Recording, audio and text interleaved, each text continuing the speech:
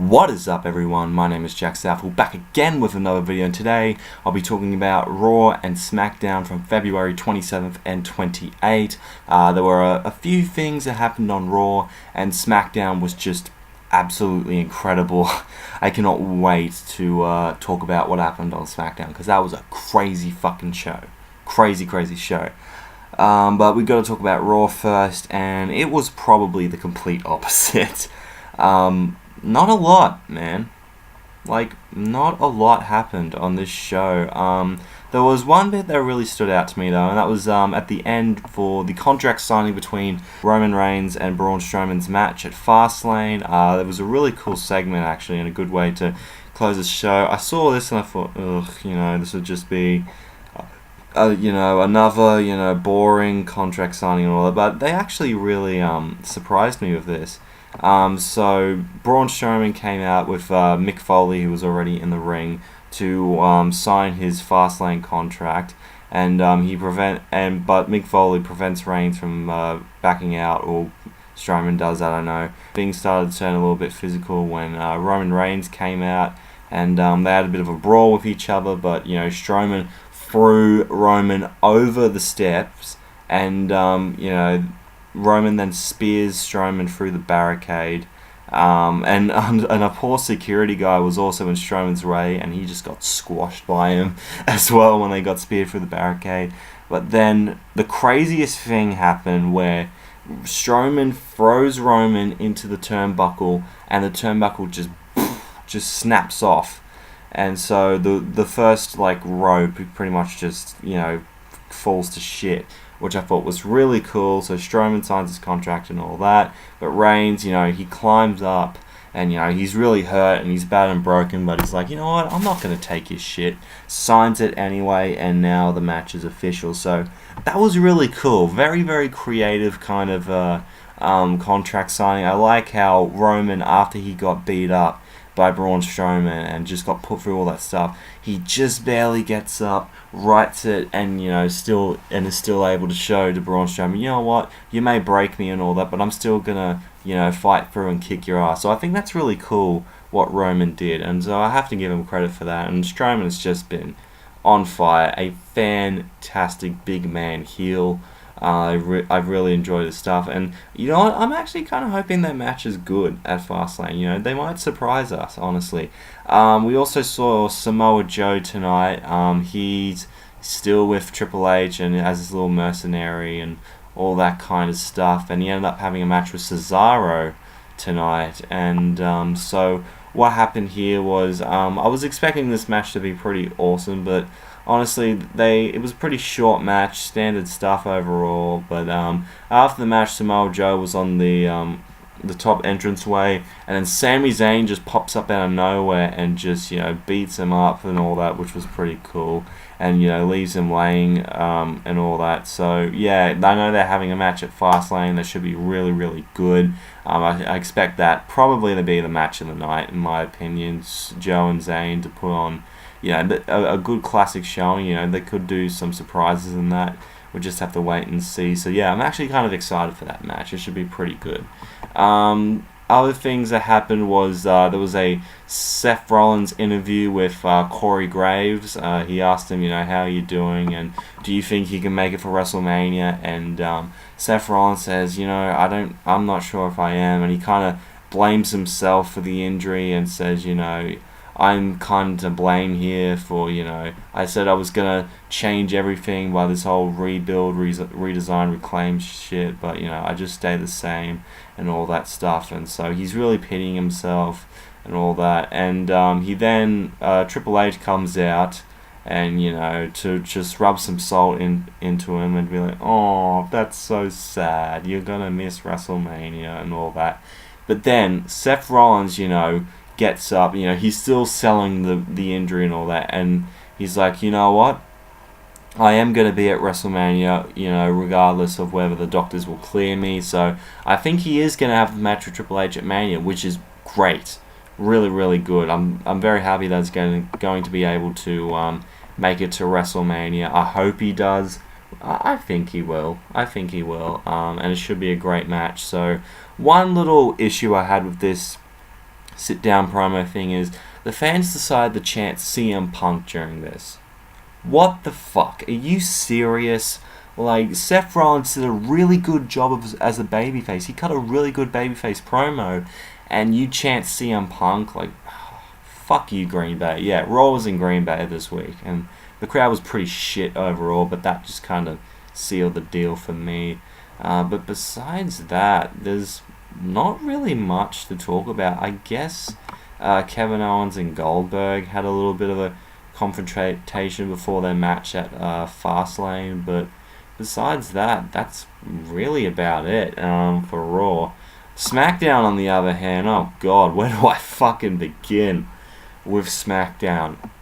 One of the best episodes of SmackDown. I know, I've been singing SmackDown's praises for a while, but Jesus God, this was outstanding, especially the ending, which, fuck it, we might as well just get to the ending. So, Bray Wyatt kind of came out as, the WWE champion, all that kind of stuff. This was his invocation or whatever, just kind of celebrating his World Championship win and all that kind of stuff, and how he's got the keys to the kingdom, and how he thanks Randy for not facing a WrestleMania. But then Randy Orton shows up at the Wyatt compound, and he just says straight up, I did join you. I've been using you this whole time. You were my master and all that, but now I am your master. And so, pretty much what I've expected, he's been playing him this whole time. And, he's trying to get inside Wyatt's head. And when he's at the Wyatt compound, he talks about Sister Abigail and, how he's like standing above her, grave and all that. And then after he does that, he grabs some gasoline after saying, he's going to come for Wyatt and his WWE Championship and all that stuff. And, Bray Wyatt's like, dude, what the fuck? And he starts to get really pissed off. Then he grabs, some, I think it's like some lighter fluid or whatever, or gasoline, pours it all across the house of the Wyatt compound, across, Sister Abigail's grave. He goes outside and leaves a trail. He gets a match, lights it, puts it in the gasoline, and the house is set on fire. And Wyatt flips his shit, I've never seen Wyatt, usually when he sees other wrestlers try to get inside of his head, it's like, yeah, good job, laughs it off. But he was legit, he was fuming, he was crying, he was a mess.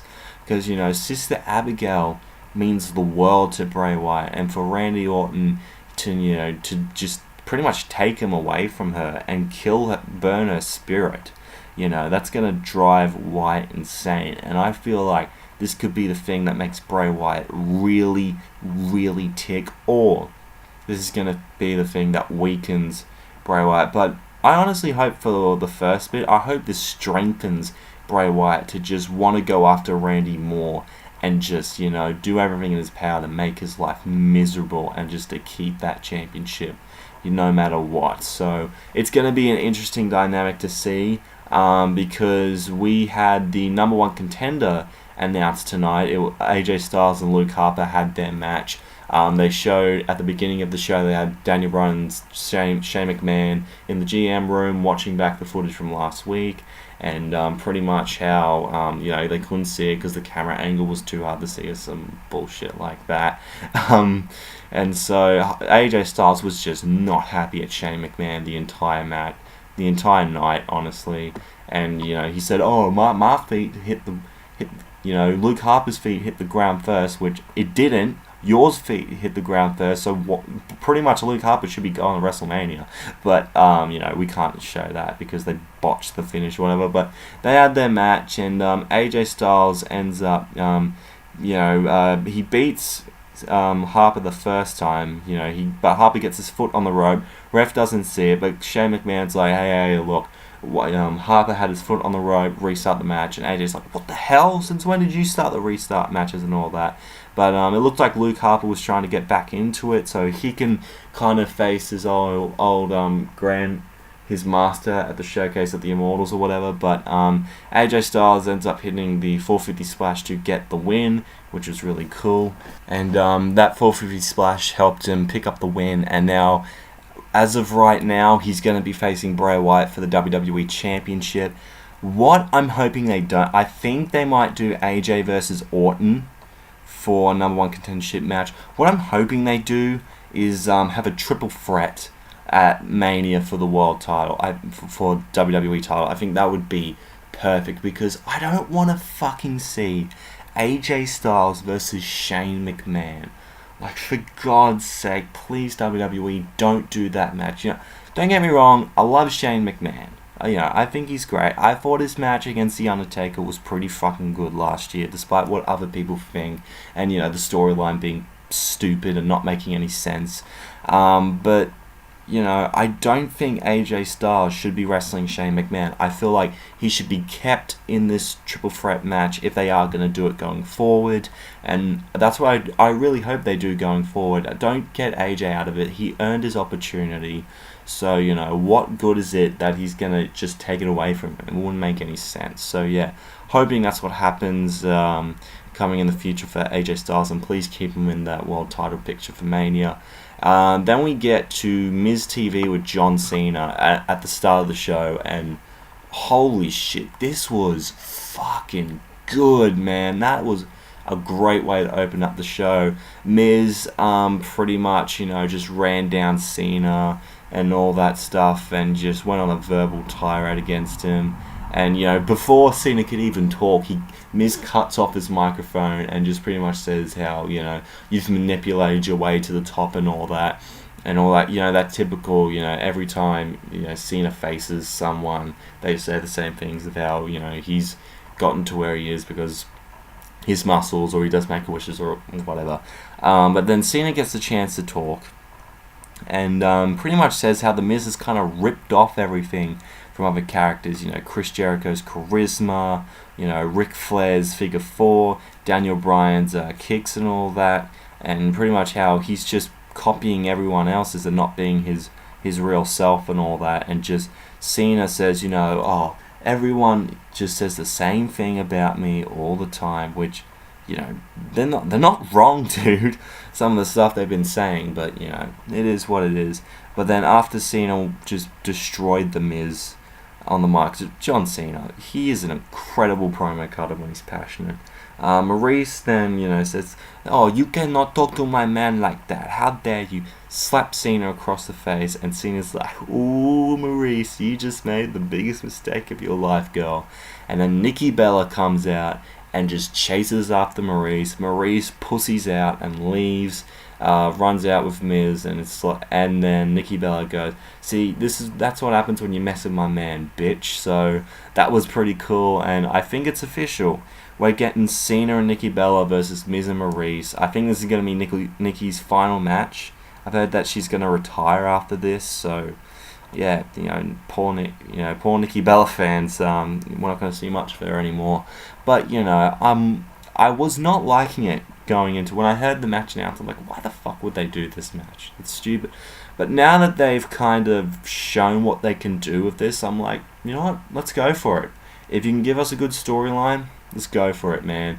And it was also revealed that Cena and Nikki Bella will be teaming up against James Ellsworth and Carmella. So that should be pretty entertaining, I will say. I'd like to see where that match goes. Some other things happened on SmackDown. Becky Lynch beat Mickie James in a 2 out of 3 falls match, which was pretty cool. Alexa Bliss tried to interfere on Mickie James' behalf, but she cost her the match. And then Natalya had a few words to say to Alexa Bliss backstage.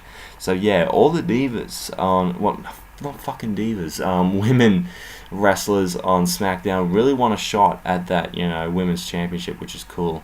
Other things that happened, we were going to get Dean Ambrose facing against Kurt Hawkins, but it never happened. He just hit him with the Dirty Deeds and just calls out Baron Corbin, which then, you know, has Corbin up on the screen pretty much saying, you know, how he's going to beat up Ambrose and take that Intercontinental Championship and all that kind of stuff. And Ambrose was not really pleased with that. Then we had Ziggler beat Apollo Crews in a chairs match. I don't like how they set the chairs up around the ring. It's like, Really, is it necessary to set the chairs up at ringside? Oh, but it's a chairs match. We've got to set up chairs, even though you can just grab them out of the fucking ring. But yeah, that's just a real minor kind of thing there. But Ziggler ended up winning, just smacked the shit out of him. He slammed his midsection onto the chair for the win, and yeah, good heel stuff for Ziggler. So yeah, that's about it for Raw and SmackDown this week. I hope you have enjoyed this video. If you did, make sure to leave a like, comment down below what you thought of Raw and SmackDown this week, and if you want to see more from me, guys, hit that subscribe button. You'd be glad you did. Twitter and Instagram is at JuckmanLaw31 if you want to check me out there. Thank you so much for watching. I should be out with Fastlane predictions and a review coming this week, and I'll see you guys then. And I'm out in 3, 2, 1.